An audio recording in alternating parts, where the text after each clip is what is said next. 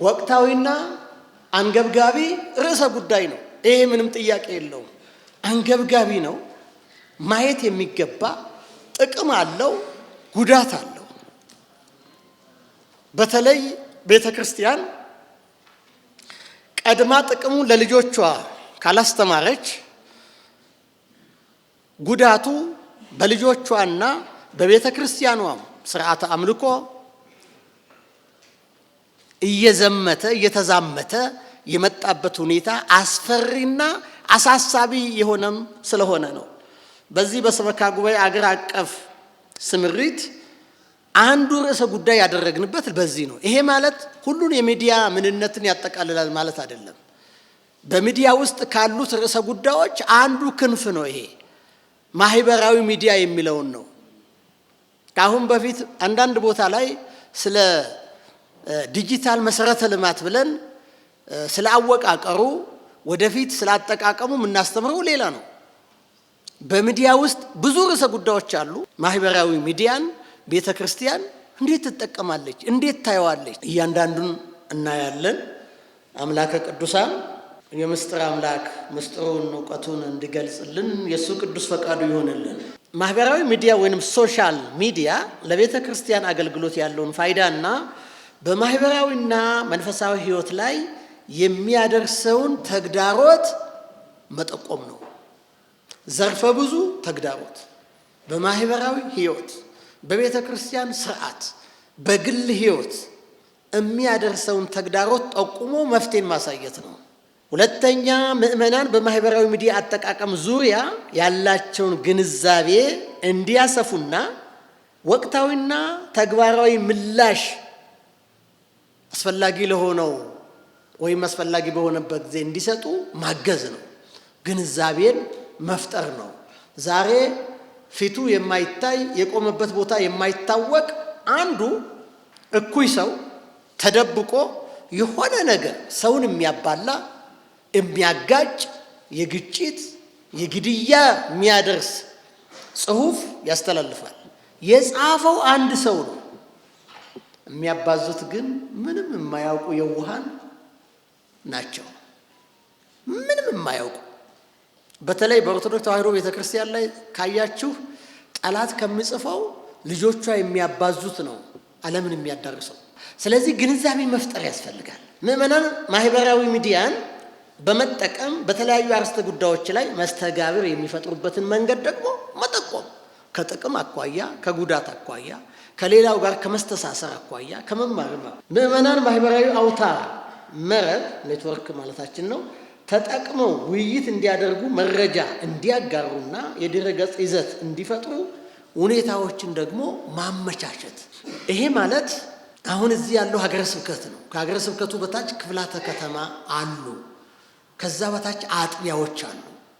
እግዚአብሔር ቢፈቅድልን እያንዳንዱ አጥቢያ የራሷ ሚዲያ ሊኖራት ይገባል። መዋቅሩን በጠበቀ በተሳሰረ ከዋናው ሚዲያ ጋር ግንኙነት በፈጠረ መልኩ።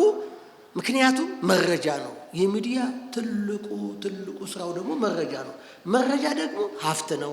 መረጃ ጥንቃቄ ነው። መረጃ ፍትህ ነው። መረጃ ሐዋርያዊ ተልእኮ ተደራሽነት ነው። ያለንበት ዘመን በየትኛውም የዓለም ጫፍ የሚኖሩ የሰው ልጆች በማንኛውም ጊዜ በቀላሉ እርስ በርሳቸው በመረጃ መረብ የሚገናኙበት ዘመን ነው። ይሄ ለሁላችንም ግልጽ ነው።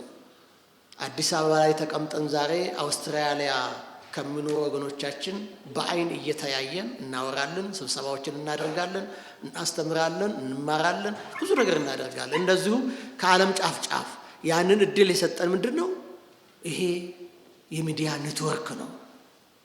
የሚዲያ ኔትወርኩ ጥቅሙ ነው እዚህ ላይ ያለው። ከ2004 ዓ.ም ጀምሮ ስራ ላይ የዋለው ማህበራዊ ሚዲያ እና የኢንተርኔት አገልግሎት በፍጥነት መስፋፋት ተደራሽ መሆን ተንቀሳቃሽ የስማርት ስልክ በሁሉም ሰዎች እጅ መግባቱ የሰው ልጅ ማህበራዊ አኗኗሩን ምጣኔ ሀብታዊ ወይንም ኢኮኖሚያዊና ፖለቲካዊ አካሄድ ፍጥነትና እድገት ከፍ አድርጎታል። ይህም ብዙ መብራራትን የሚጠይቅ አይደለም። የሀገራችን ገበሬ ሞባይል እጁ ላይ አለ። እንደ ድሮ ሌላው ነጋዴ አታሎት በዚህ ሽጥልኝ ዋጋው ይሄ ነው፣ ይሄኛው ረክሷል፣ ይሄኛው ተወዷል የሚለው አይደለም። ገበያው እንዴት ነው ብሎ በየቀኑ መረጃ ያገኛል። ምክንያቱም ሞባይል በእጁ ነው። ሞባይል በእጁ ነው ማለት ዓለም በእጁ ናት ማለት ነው። ባለመረጃ ነው። የሰው ልጆች የኑሮ ዘይቤ፣ ማህበራዊ፣ ምጣኔ ሀብታዊ ሂደት በመቀየሩ ምክንያት በመንፈሳዊ አኗኗራቸው ላይ አዎንታዊና አሉታዊ ተጽዕኖም እየፈጠረ ይገኛል። ምክንያቱም በሚፈቀድልን ለመንፈሳዊ ህይወታችን እንቅፋት በማይሆነው መልኩ መጠቀም ካልቻል ጥቅም የሆነው ነገር ጉዳት ሊሆን ይችላል። ስለዚህ ግንዛቤ የግድ ያስፈልጋል። ምንድነው? አቅረብኩ ለከ እሳተ ወማይ እንደማለት ነው። እሳትና ውሃን ከፊትህ አቀረብኩል ደይዴከ አበዘ ተወድ ወደምትፈቅደው እጅህን ክተት ተብሎ እንደተጻፈ ሞትና ህይወት በሰው ፊት ናቸው። መልካምና መጥፎም በሰው ፊት ናቸው። አእምሮ ያለው በስላሴ አርአያና አምሳል የተፈጠረው ሁልጊዜም ግንዛቤ እንዲኖረው ቅዱሳት መጻሕፍት የተጻፉለት መምህራን የተዘጋጁለት በተለይም ክርስቲያን በምድር ላይ የክርስቶስ አምባሳደር የሆነው ሁልጊዜ ራሱን አብዴት ያደርጋል በእግዚአብሔር ቃል። ስለዚህ አሁን ሚዲያ እንዳጠቃቀም ነው ማለት ነው። ሞትም ነው ህይወትም ነው። ለህይወት ለሚጠቀሙበት ህይወት ነው፣ ለሞትም ግን ይሆናል። ኃጢአትም ነው ጽድቅም ነው፣ ሰላምም ነው ጦርነትም ነው። አሁን ስንቱ ፐርሰንት እንደሆነ ሞባይላችን ብንገባ ሰላም 2% ሊሆን ይችላል ከመቶ። 98ቱ የጦር የውከት የጥላቻ፣ ግማሹ በዓላማ አቅዶ አስቦ ሌላው ገለገበያ ለፍርፋሪ ይጠቀማልና በዚህ ምክንያት ሚዲያ በመንፈሳዊ ህይወታችን ላይ አዎንታዊ አለው ከተጠቀምንበት፣ የወንጌል ተደራሽነትን እናሳልጥበት ነው። በዛ መልክ ካልተጠቀምንበት ደግሞ አሉታዊ ተጽዕኖ አለው ማለት ነው። ማህበራዊ ሚዲያ በተደራሽነት ከዚህ በፊት ከነበሩት መደበኛ ሚዲያዎች ማለትም ጋዜጣ፣ ሬዲዮ፣ ቴሌቪዥን በኮምፒውተር እና በስልክ አማካኝነት ተደራሽ በመሆኑ እና መደበኛ ሚዲያዎችን ከመዝናኛ ያለፈ ሚና እንዳይኖራቸው አድርጓል። አሁን ጥቂቶቻችን ነው ቴሌቪዥን የምናየው። ምን ያደርጋል? ጋዜጣ የሚያነብ እምብዛም ነው። በጣም አጭር በሆነ ነገር በስልክ ላይ ማግኘት ስለሚችል አያስፈልገውም ስል ሰውየው አይፈልግም ማለት ነው እንጂ ጋዜጣም አስፈላጊ ነው። ቴክኖሎጂ በሰው ልጅ ማህበራዊና መንፈሳዊ ህይወት ላይ አዎንታዊና አሉታዊ ተጽዕኖ የሚያሳድር ሲሆን ቤተክርስቲያን ዋነኛ ተልእኮዋ የሆነውን የወንጌል አገልግሎት ለምእመናን በየትኛው ጊዜና ቦታ ለማዳረስ ከፍተኛ ደግሞ ጉልበት አለው። ሊመሰገኑ የሚገባቸው በየአጥቢያ ያሉ ትናንሽ ሚዲያዎች ሳይቀሩ የማታ ጉባኤ ያስተላልፋሉ፣ ልዩ ጉባኤያትን ያስተላልፋሉ፣ መምህራንን የሊቃውንቱን መልእክት ያስተላልፋሉ። ይሄ አዎንታዊ ተልእኮዋን ተደራሽ የሚያደርግ ስለሆነ አስፈላጊዋ ነው። ለቤተ ክርስቲያን በጣም አስፈላጊዋ ነው። በዛው ልክ ደግሞ ሌላ ነገር የሚሰሩ አሉ። ስለዚህ ተጠቃሚው ለይቶ ይጠቀማል ማለት ነው። በአንጻሩ ደግሞ ማህበራዊ ሚዲያ ምእመናን በአጸደ ቤተ ክርስቲያን በአካል ተገኝተው ሊፈጽሙት የሚገባቸውን ስርዓተ አምልኮ ጊዜ በማሳጣት አሉታዊ ተጽዕኖ እየፈጠረም ደግሞ ይገኛል። ቅጽረ ቤተ ክርስቲያን በአምልኮ ጊዜ እንኳ በቅዳሴ ጊዜ ሳይቀር የሰውን አእምሮ እየሰረቀ ሰዎች አምልኮውን ትተው ስልክ የሚያዩበት መረጃ የሚቀባበሉበትም ጊዜ አለ። ይሄ በምእመናኑ ብቻ አይደለም፣ ካህናቱ ሳይቀሩ ቤተ መቅደስ ቅኔ ማህሌቱ ሳይቀር ተጽዕኖ አሉታዊ ተጽዕኖውን እየፈጠረ መምጣቱ ሀቅ የሆነ የሚታይ ነገር ነው። ስለሆነም ማህበራዊ ሚዲያ በቤተ ክርስቲያን ሁለንተናዊ እንቅስቃሴ ላይ የሚያሳድረውን አዎንታዊና አሉታዊ ተጽዕኖቹን አውቆ አሉታዊ ተጽዕኖቹን በማስወገድ አሊያም በመቀነስ በጎ ጠቀሜታውን ወይ ፋይዳውን ከፍ ለማድረግ ይህ ጥናት ተዘጋጅቷል ነው። ዓላማውን ነው የተናገርነው። ሚዲያ የሚለው ቃል እንደ ህትመት ሚዲያ፣ ማተሚያ፣ የዜና ማሰራጫ፣ ፎቶግራም፣ ሲኒማ፣ ሬዲዮ እና ቴሌቪዥን የሚባሉና ማስታወቂያ የመሳሰሉትን የመገናኛ ብዙሃንን ሁሉ እንግዲህ ይመለከታል። በሌላ መልኩ ሚዲያ ስንል መረጃዎችን ለማከማቸትና ለማድረስ የሚያገለግሉ የመገናኛ ጣቢያዎች ወይም መሳሪያዎችም ማለታችን ነው። ተቋሙንም ጭምር ማቴሪያሎችንም ጭምር የሚያካትት ነው። ማህበራዊ ሚዲያ ወይም ሶሻል ሚዲያ ስንል ደግሞ በኢንተርኔት ላይ የተመሰረተ የመገናኛ ዘዴ ነው። ማህበራዊ ሚዲያ የድረ ገጽን ወይም የሞባይልን ቴክኖሎጂ በመጠቀም ተጠቃሚዎች በተለያዩ አርዕስተ ጉዳዮች ላይ በመመርኮዝ መስተጋብራዊ ግንኙነት የሚያደርጉበት መንገድ ነው። አጠቃላይ የማህበራዊ ሚዲያ ጠቀሜታ ወይም ፋይዳ ማየት የሚገባን ይሄ ነው። ማህበራዊ ሚዲያ ለህግ አስከባሪነት፣ ለትምህርት፣ ለተሻለ ማህበራዊ ግንኙነት፣ ለእርስ በርስ ፈጣን ግንኙነትን፣ መረጃን ለማግኘት፣ ስራን ቀላል ለማድረግ፣ ግብይት ለመፈጸም በእጅጉ ይጠቅማል ነው። ለጠራኋቸው ላልጠራኋቸውም ከዚህም ውጭ ላሉት ብዙ ጠቀሜታ አለው። ምንም ጥያቄ የለውም። ዛሬ በሀገራችን ዝርዝር አጣው፣ ገንዘብ አልያዝኩም የሚል ጥያቄ የለም። ገንዘብ ተሸክሞ መሄድም የለም። አንደኛውን ስልኩን ካልተነጠቀ በስተቀር ዝርዝር ገንዘብ ይዤ ተዘረፍኩ የሚልም የለም። ምክንያቱም አስቀርቶታል። ምኑ ዘመኑ አስቀርቶታል። ሁሉም በትራንስፈር ነው የሚያደርገው። ሁሉም በዛ ነው የሚጠቀመው። ጉልትም ስትሄድ ሞባይል ብቻ ይኑርህ፣ መርካቶም ስትገባ ሞባይል ብቻ ይኑርህ። ሸመትክም ተመገብክም ምንም አልክ ሞባይሉ በቂ ሆኗል። በዓለም ላይ 80% የሚሆኑት የንግድ ጉዳዮች፣ 70% የሚሆኑት ተማሪዎች ትምህርታዊ መረጃ በሞባይል ተጠቃሚ ሆነዋል። በትምህርት በኩልም ስናይ ሰነፍ ተማሪ ካልሆነ በስተቀር ሁሉ ነገር አለ። የትኛውንም የትምህርት አይነት የትኛውንም መረጃ ኦንላይን ላይ ወጥቶ ጉግል አድርጎ ማንበብ ይችላል፣ መረዳት ይችላል።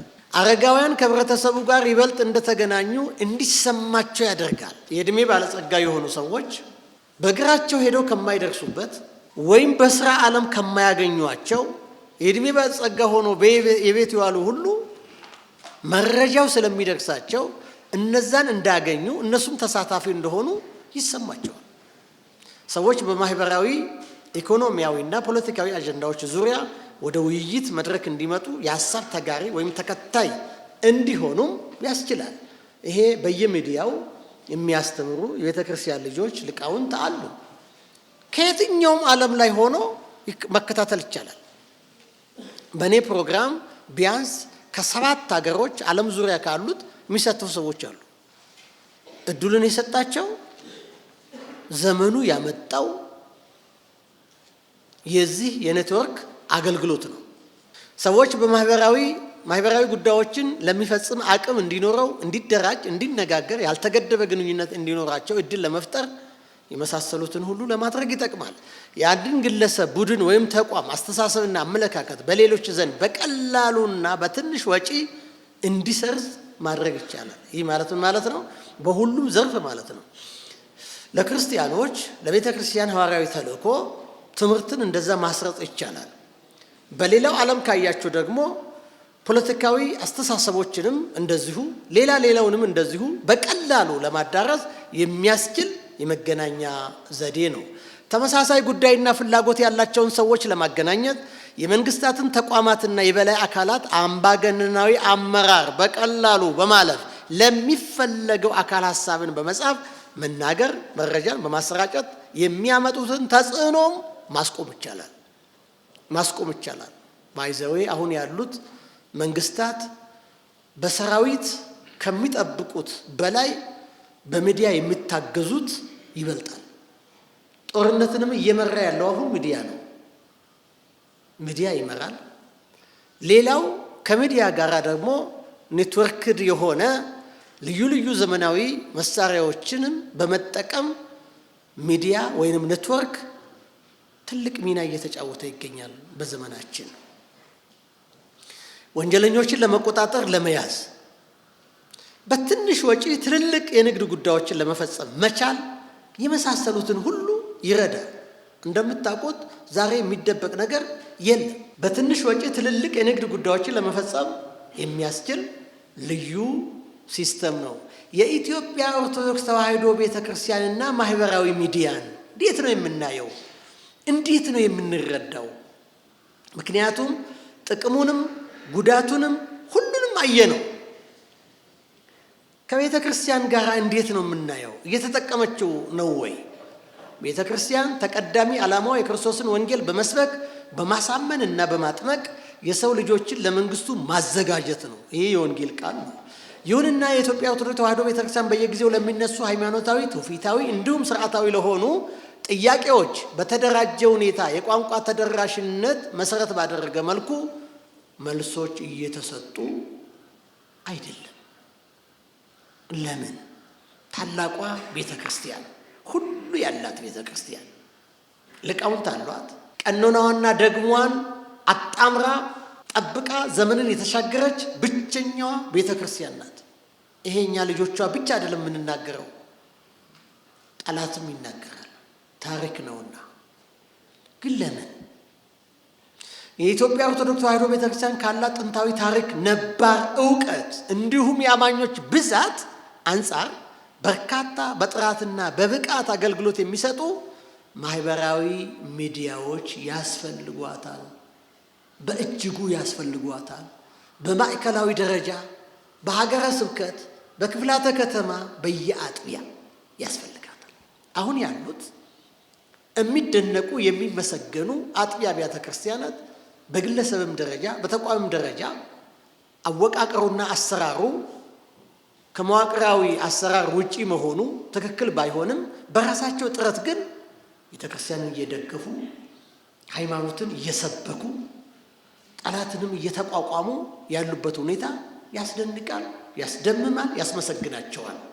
ቤተክርስቲያኗ ግን ያስፈልጋታል። ስንት ሚዲያ ነው ያለን? አሁን በማዕከል ኢትዮጵያ ኦርቶዶክስ ተዋሕዶ ቤተክርስቲያን ስንት ሚዲያ አላት? ኢኦቲሲ በማዕከላዊነት ያለ የቤተክርስቲያናችን የመጀመሪያዋ ዋናዋ የሆነው ታላቁ ሚዲያ ነው። የቤተክርስቲያንን ድምፅ በቴሌቪዥን፣ በዋትስአፕ፣ በልዩ ልዩ ሶሻል ሚዲያ፣ በዋትስአፕ፣ በቴሌግራም፣ በፌስቡክ ያስተላልፋል። ብዙዎቻችን ግን አናይም። ምክንያት ሊኖረን ይችላል። ምክንያቱን ማቅረብ ነው እንጂ የቤተክርስቲያናችንን ሚዲያ መደገፍ ግን ግዴታችን ነው። ማበረታታት፣ እንዲሰፋ ማድረግ ክርስቲያናዊ ሕይወታችን ልጅነታችን ያስገድደናል ማለት ነው። በአሁኑ ሰዓት አብዛኛው ኦርቶዶክስ ወጣት ለቴክኖሎጂ የቀረበና ሕይወቱ በቴክኖሎጂ ላይ የተመሰረተ በመሆኑ ዘመኑ የደረሰበትን ቴክኖሎጂ ተጠቅሞ ማስተማር አስፈላጊ ብቻ ሳይሆን ግዴታም ጭምር ዘመኑ ያስገድደናል። የቤተ ክርስቲያን ሀብት ሕዝብ ነው፣ ነፍሳት ናቸው። እነሱን ካልያዝን፣ ካልጠበቅን፣ ካልተንከባከብን የቤተ ክርስቲያን ሕልውና አለ ማለት ስለሚያስቸግር ማለት ነው።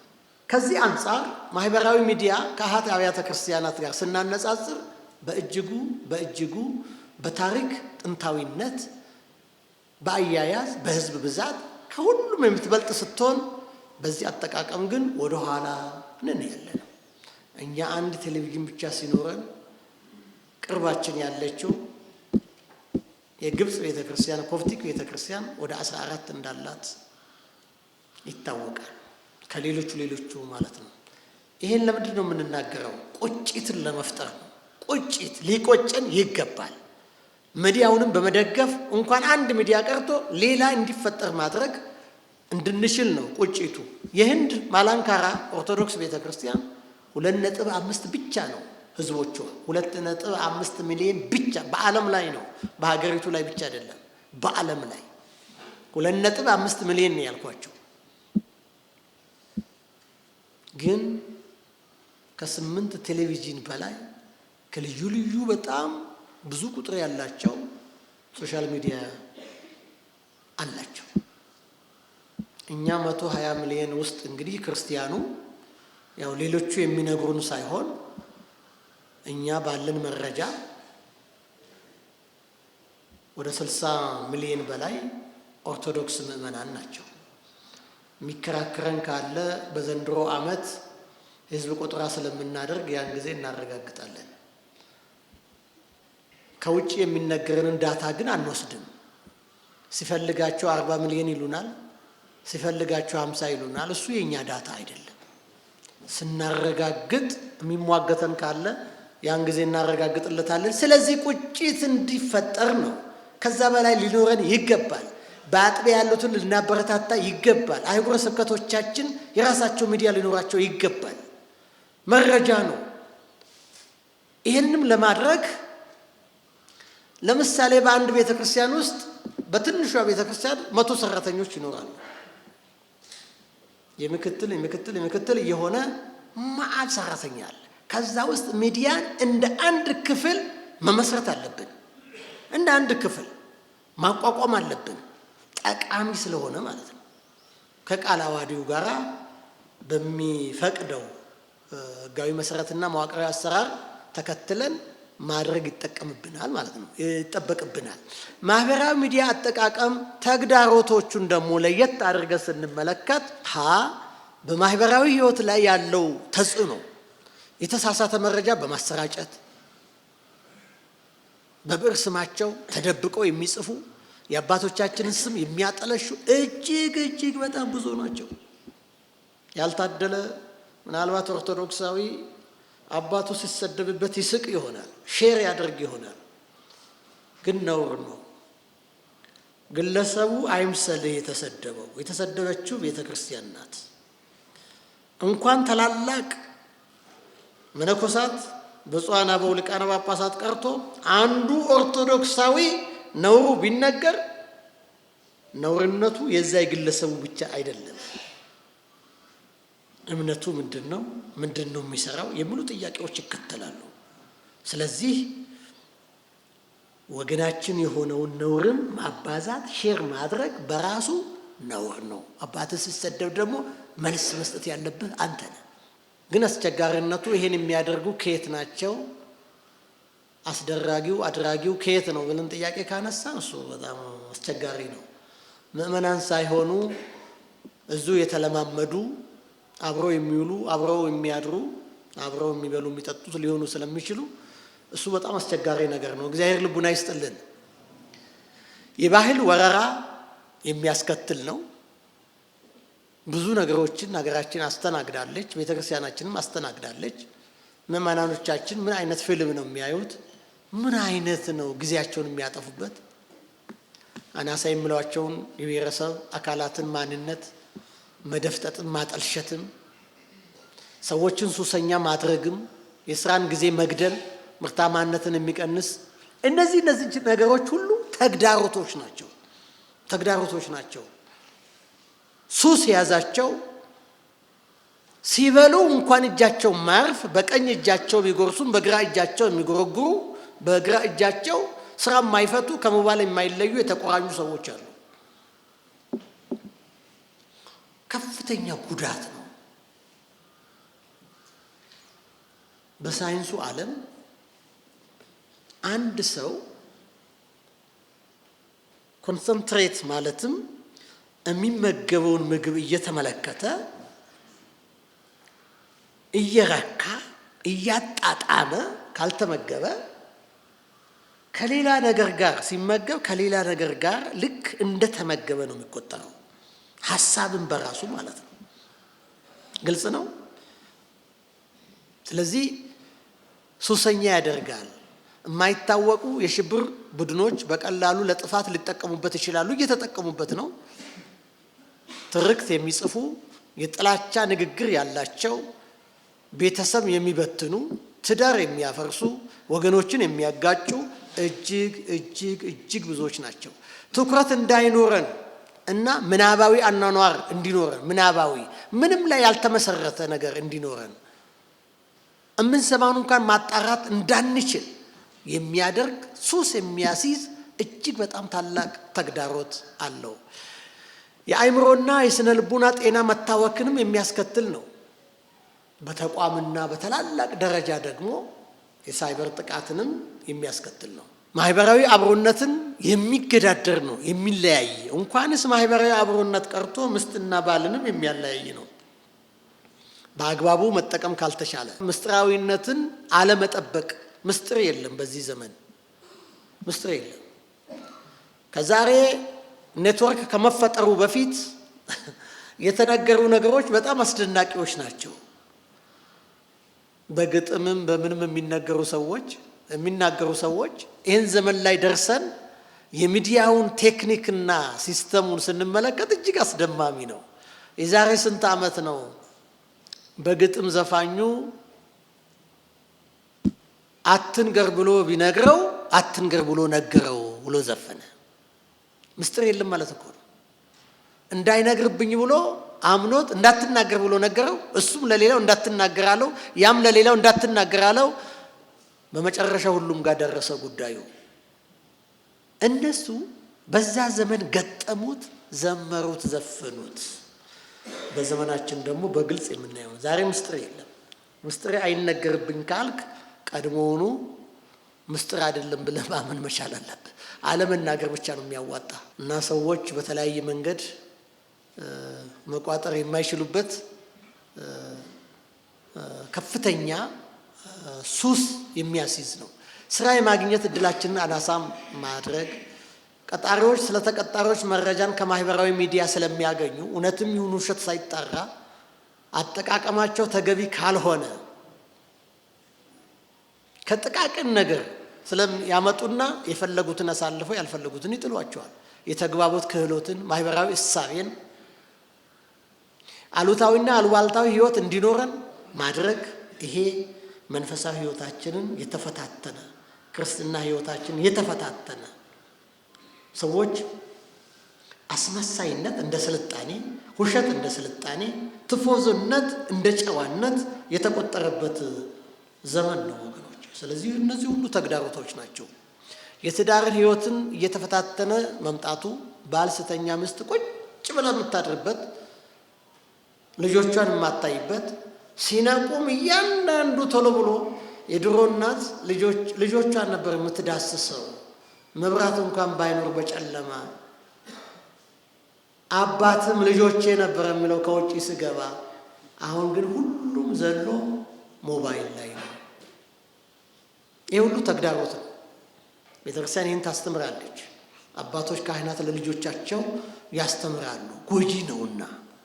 ሁለተኛው ክፍል ለመንፈሳዊ ህይወትም እንደዚሁ ታላቅ ተጽዕኖ ተግዳሮት አለው፣ በአግባቡ መጠቀም ካልተቻለ ማለት ነው። ለመጻሕፍት ምስጢርና የእግዚአብሔርን ኃይል መረዳት እንዳይቻልም ተጽዕኖ ያሳድራል። የቤተ ክርስቲያን ሊቃውንትን በመጠየቅ ፋንታ ሰዎች በድፍረት ወጥተው የፈለጉትን መናገር ይችላሉ።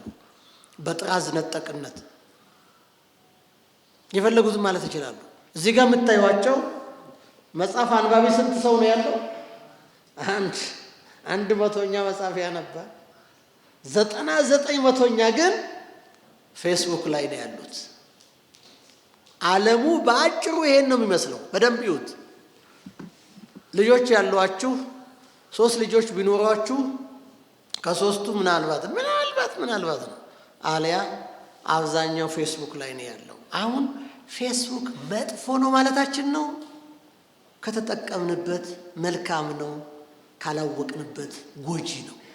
ማንኛውም ነገር ከአጠቃቀም የተነሳ ጎጂነት አለው፣ ጠቃሚነት አለው። በዚህ መልክ እንድንረዳው ነው። እንዲህ አድርጎ ነው የሰውን አእምሮ የሚሰልበው። ታዲያ በምዕመናኑ ላይ ብቻ አይደለም። ይሄ እውነቱን ከተናገርን ቤተ መቅደስም ገብቷል። በራሳቸው የሚተማመኑ ለቤተ ክርስቲያን ክብር የቆሙ አስተዳዳሪዎች ሞባይል ቤተ መቅደስ እንዳይገባ ብለው ይከለከሉ አሉ። በጣም ነው የማደንቃቸው። ሞባይል የሚባል አትነጋገር አይደለም፣ ቤተ መቅደስ አይገባም። የእግዚአብሔር አምልኮትን ማዕደ ሰማይ የእግዚአብሔር አምልኮት ሲያልቅ ወጥተህ ትናገራለህ፣ እንዳትገባ የከለከሉ አስተዳዳሪዎች አሉ። ከቀዳሲያን በስተቀር መቅደስ ውስጥ መቆም አይቻልም የሚሉ አስተዳዳሪዎች አሉ። እኔ በጣም ነው የምደግፋቸው። በጣም መሆን አለበት፣ መከበር አለበት። አለዚያ ዲያቆኑ መንበሩን ተገን አድርጎ በኋላ በኩል በአንድ እጁ መስቀል ይዟል፣ በአንድ በኩል ሞባይል ነው። ምን እሱ ብቻ አስተዳዳሪው ሳይቀር። የቅኔ ማህሌቱ ደግሞ ለብቻ ነው። ሲፈልጋቸው እንዲህ ፊታቸውን ሸፍኑና የሚያወሩ አሉ። ምን ማለታችን ነው አባቶቼ የዚች የታላቋ ቤተክርስቲያን አገልጋዮች ቤተክርስቲያን መከበር አለባት ነው። አምልኮቱ መከበር አለበት፣ ስርዓቱ መከበር አለበት እና እነዚህ ለማሳያ ያክል ነው እንጂ አሳፋሪ የሆነ ቅኔ ማህሌቱ ላይ ደግሞ የሚጨፍሩ ሰዎች አሉ ታውቃላችሁ። መነኩሴው ትንሽ ደፍተርነት የቀማመሰ ብዙ ቋንቋ መናገር አልችልም እንጂ እንኳን ቅኔ ማህሌት መንፈሳዊ ተመስጦ ቀርቶ በእውነት በዓለም የሌለ እብደት አለ። ሁላችን መቃወም አለብን። ያለዛ መንፈሳዊ የሆነው ተመስጦ ሊመጣ አይችልም። የመንፈስ ቅዱስ በረከት አይደለም የሚመጣው። ያ ቅኔ ማህሌት አባቶቻችን የዘመሩበት ያመሰገኑበት በሱ አይነት አይደለም። መንፈሳዊ ተመስጦ ሌላ ነው። ወደ ሰማይ ዙፋን የሚወስድ ነው። በመንበረ ጸባዖት ፊት የሚያስቀምጥ ነው። የአፄ ገብረ መስቀልና የቅዱስ ያሬድን ታሪክ እናውቃለን አይደለም? አዎ። በዝማሜ ውስጥ በተመስጦ ተወስዶ እጆቹና መቋሚያው ይታያል፣ አካሉ ይታያል። እሱ ግን የለም። እላይ ነው ያለው፣ ኩርቤል ጋር ነው ያለው። እሱ በጸጋው ዙፋን ፊት ነው ያለው። ማሳያው ንጉሱ እሳቸውን ተመስጦ ውስጥ ስለገቡ መቆሚያቸው ከታች ባለው አንካሴ ወጉት አይደል? ተወጋ። ደም እየፈሰሰ ነው፣ ቁስል ነው። ግን ያሬድ አልሰማም። ለምን? እዛ የለም ያሬድ። መንፈሳዊ ተመስጦ ውስጥ ነው ያለው። ይሄን የሚመለከት በሐዋርያት ሥራ ምዕራፍ 16 ቁጥር 30 ላይ ደግሞ እነ ቅዱስ ጳውሎስ እነ ሲላስ አንዲትን ጠንቋይ አሳምነው ስለመለሱ በጥንቁልና የሚጠቀሙ ተጠቃሚዎች የሆኑ ሰዎች እንዲደበደቡ አረጓቸው፣ አቆሰሏቸው፣ አደሟቸውና ከነቁስላቸው በሰንሰለት ታስረው እስር ቤት ገቡ ይላል አይደል? ከዛ በኋላ መንፈቀ ሌሊት ሲሆን በከፍተኛ ዜማ ነው የሚለው፣ በታላቅ ዜማ ነው የሚለው። ያ ታላቅ ዜማ አቋቋም ይሁን ሰዓታት ይሁን ቅዱስ ሉቃስ ባይገልጽልንም ግን ታላቅ ዜማ ከምድር ከፍ ብሎ ሰማያትን ሰንጥቆ ቅድመ እግዚአብሔር የሚደርስ በታላቅ ዜማ። እነሱ ቁስላቸው ጋር የሉም፣ ደም ይፈሳል፣ አይሰማቸውም። ቁስል ያለ ይጠዘጥዛል፣ አይሰማቸውም። በከፍታ ዜማ የተባለው ዝማሬያቸው ግን ቅድመ እግዚአብሔር ደርሶ ምላሽ ይዞ ሲመጣ ጨለማውን እስር ቤት አበራው፣ ሰንሰለቱን በጣጠሰው፣ በሮችን ከፋፈተው። የመጣ ሰራዊት አልነበረም። ታሪኩን ታውቃላችሁ። መንፈሳዊ ተመስጦ ይሄ ነው እንጂ ከበሮ ይዞ ማበድ ማለት አይደለም። እንደዛ አይነት ስርዓትም የለንም፣ ትውፊትም የለንም። ዛሬም አሉ ሊቃውንት አልጠፉም። አባቶቻችን ታላላቁ የጉባኤ ቤት መምህራን ስመቱ ታያላችሁ። የከበሮ አመታት እሱ ነው። እብዶችን መፍቀድ የለብንም ነው። ለቀጠበብቶች የአብነት መምህራን አስተዳዳሪዎች አስተውሉ። ለነዚህ መፍቀድ የለብንም። ቤተክርስቲያን መንፈሳዊት ናት። መንፈሳዊ ተመስጦ ነው የሚፈለገው። በተመስጦ ይሸበሸባል፣ በተመስጦ ይወሰዳል። ስለዚህ የእነዚህ ልጆች ብቻ ሳይሆን በካህናቱ አካባቢ እዚህ አውደ ምሕረትም ላይ ስብከቱ መንፈሳዊ ነው። የሰዎችን ልብ የሚገዛ ነፍሳትን የሚማርክ መሆን አለበት። አንዳንድ ጊዜ የምናያቸው እንቅስቃሴዎች ከመንፈሳዊነትም ወጥተው ቤተ ክርስቲያን እስከማይመስሉ ድረስ አንዳንድ ጊዜም ኮሜዲያን የሚመስሉ ሰዎች አሉ። በክርስቶስ መድረክ ላይ የኮሜዲ መድረክና የቤተ ክርስቲያን መድረክ የሰማይና የምድር ልዩነት አላቸው። ሁላችን ስለሚመለከተን ነው እዚህ ላይ በጣም ትኩረት የሰጠሁት። የንፋቄ ትምህርቶችም ተላለፉት በዚህ ነው። በግል ሕይወት ስናይ እነዚህን እንደ ምሳሌነት ተጠቅመናል።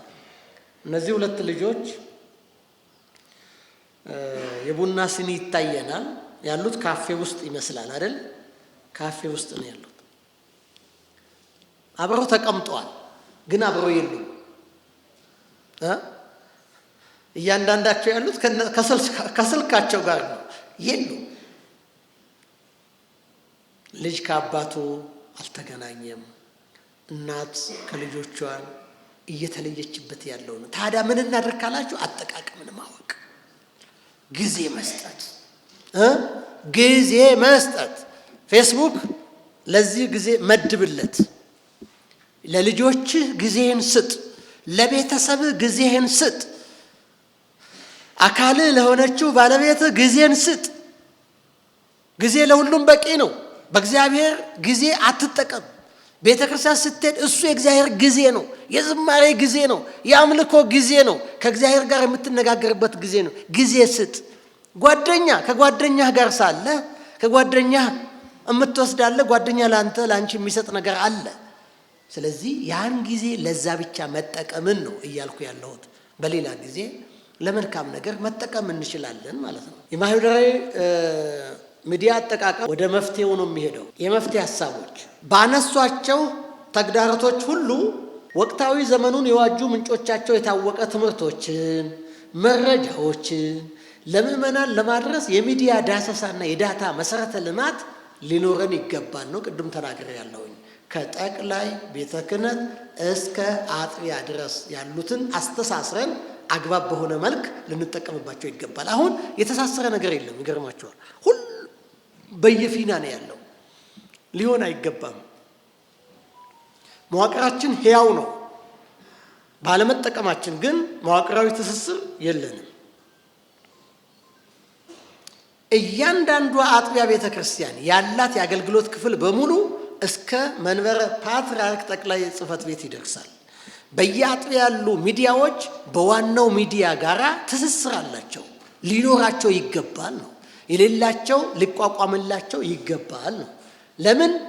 የአባቶቻችንን የሊቃውንቱን ትምህርት ተደራሽ ማድረግ ስለሚጠበቅብን የቤተ ክርስቲያንን ሲኖዶሳዊ ውሳኔዎችን፣ አስተዳደራዊ መመሪያዎችን ተደራሽ የምናደርግበት ስለሆነ ነው። በቲክቶክ ወይንም በማህበራዊ ሚዲያ የሚያስተምሩ መምህራን የሚወያዩበት ወራዊ የመገናኛ መርሃ ግብርንም ማዘጋጀት ያስፈልጋል ነው። ይሄን ያደረጉ ብዙ ሰዎች አሉ፣ ይመሰገናሉ በራሳቸው ጥረት። ግን ያንን ተቋማዊ ማዕከላዊ ማድረግ ነው። ወቅቱንና ጊዜውን የዋጁ ትምህርቶች፣ መረጃዎች በማዕከላዊ ድረገጽ መለቀቅ ወይም መልቀቅ መሰጠት አለባቸው። የቤተ ክርስቲያን ተልእኮ ስለሆነ ነው። በኢትዮጵያ ኦርቶዶክስ ተዋሕዶ ቤተ ክርስቲያን አንድ ወጥ የሆነ የማህበራዊ ሚዲያ አጠቃቀም እንዲኖር ስለ ማህበራዊ ሚዲያ አጠቃቀም ምዕመናንና ለታዳጊ ወጣቶች ተከታታይ ትምህርትና ስልጠና መስጠት ይገባል። አላደረግንም። ይህ ሁሉ ማድረግ ይጠበቅብናል። በዋናው ሚዲያችን ይሄ በተከታታይ በእውቅ መምህራን በዛ በሰለጠኑና ባጠኑ ሊቃውንት መሰጠት አለበት። ይሄ ቀላል ግንዛቤ አይደለም። የቤተ ክርስቲያኗ ሕልውና ሕይወቷ ስለሆነ ነው።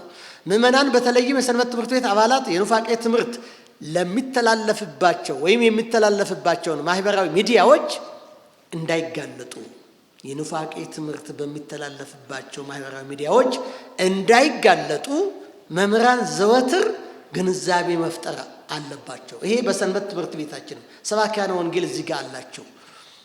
ከዕለቱ ስብከት ጋር ይህ መልእክት ማስተላለፍ ይኖርባቸዋል። በየትኛው የንፍስ አባቶቻችን አላችሁ ለንስሐ ልጆቻችሁ በኑፋቄ ሚዲያ የኑፋቄ ትምህርት ተምረው ልጆቻችሁ እንዳይኮበልሉ፣ ትውልዱ የማይገባውን ነገር በማግኘቱ እንዳይጠፋ ለመታደግ ሁላችንም የግንዛቤ ሐሳቦችን ማስተላለፍ ይኖርብናል ማለት ነው።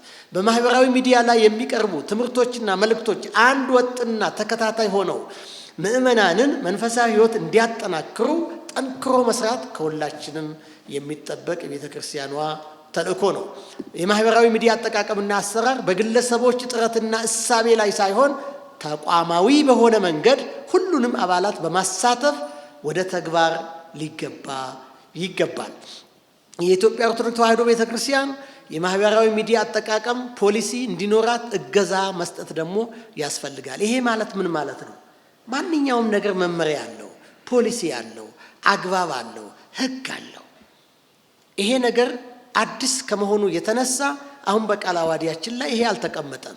ግን ሲኖዶሳዊ ውሳኔዎች ተላልፈዋል። ውሳኔው ተወስኗል፣ መመሪያዎች ወጥቷል።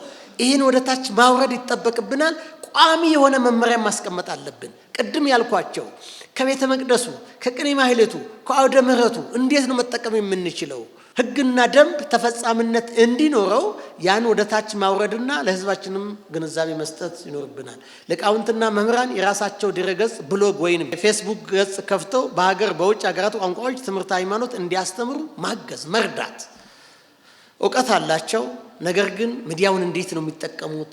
የሚያስፈልጋቸው ማቴሪያሎች ማሟላት፣ ቤተ ክርስቲያንን መደገፍ ነው። አንድ ሊቅ፣ አንድ መምህር ቤተ ክርስቲያን ያስተማረችውን እንዲያስተምር ማገዝ ቤተ ክርስቲያንን ማገዝ ነውና በዛም የሚዲያ አጠቃቀምን እያሰፋን እንሄዳለን ማለት ነው። ስናጠቃልለው በዚህ ባለንበት ዘመን ማህበራዊ ሚዲያ የእግዚአብሔርን ቃልና የቤተ ክርስቲያናችንን ትምህርት ሃይማኖት፣ ትውፊት፣ ስርዓት ለምእመናንና ለመላው ዓለም ለማዳረስ የቤተ ክርስቲያን ገጽታም ለመገንባት ትውልዱን ለማዳንና ለመጠበቅ የተሻለ ከሁሉም የበለጠ አማራጭ ነው።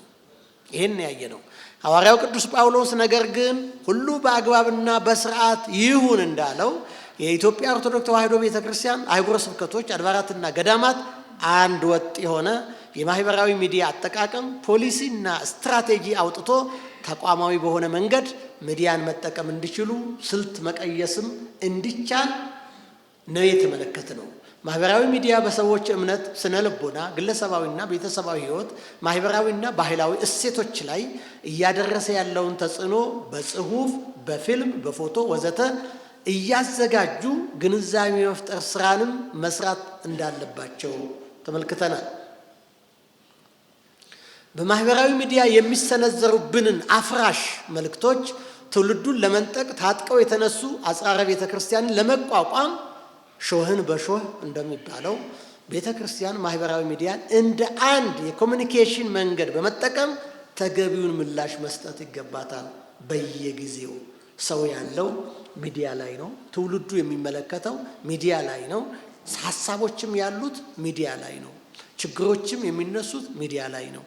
ሐዋርያው ቅዱስ ጳውሎስ ሁሉ ተፈቅዶልኛል፣ ሁሉ ግን የሚጠቅም አይደለም። ሁሉ ተፈቅዶልኛል፣ ነገር ግን ሁሉ የሚያንጽ አይደለም እንዳለው ቤተ ክርስቲያን ሃይማኖታዊ ትምህርቷን፣ ትውፊቷን፣ ስርዓቷን በአግባቡ ለትውልድ ለማስተላለፍ ስለ ማህበራዊ ሚዲያ ምርጫና አጠቃቀም ጠንክራ ልታስተምር ይገባታል የሚለው ዋናው በዚህ ላይ የተነሳ ሐሳብ ነው።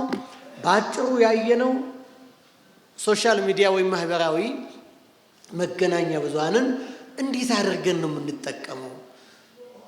ከመንፈሳዊ ህይወታችን ጋር እንዴት ነው የምናስኬደው? በአምልኮ ስርዓታችን ውስጥ እየታየ ከመጣው ነገር እንዴት ነው የምንታደገው ራሳችንን፣ ትውልዱን የሚሉትን ሐሳቦች ጨለፍ አድርገን ነው የተመለከትነውና በዚህ የተወሰነ ግንዛቤ እንዳገኘን አስባለሁ። አምላከ ቤተ ክርስቲያን ለሚያስተምሩ ለአባቶቻችን፣ ለመምህራን እንዲሁም ትምህርቱን ተቀብለው ተግባራዊ ለሚያደርጉ ለምእመናን ለሁላችንም አይምሮአችንን ያብራልን፣ ጸጋውና እውቀቱን ያብዛልን። ስለነበረን ጊዜ ሁሉ እጅግ አድርጌ አመሰግናለሁ።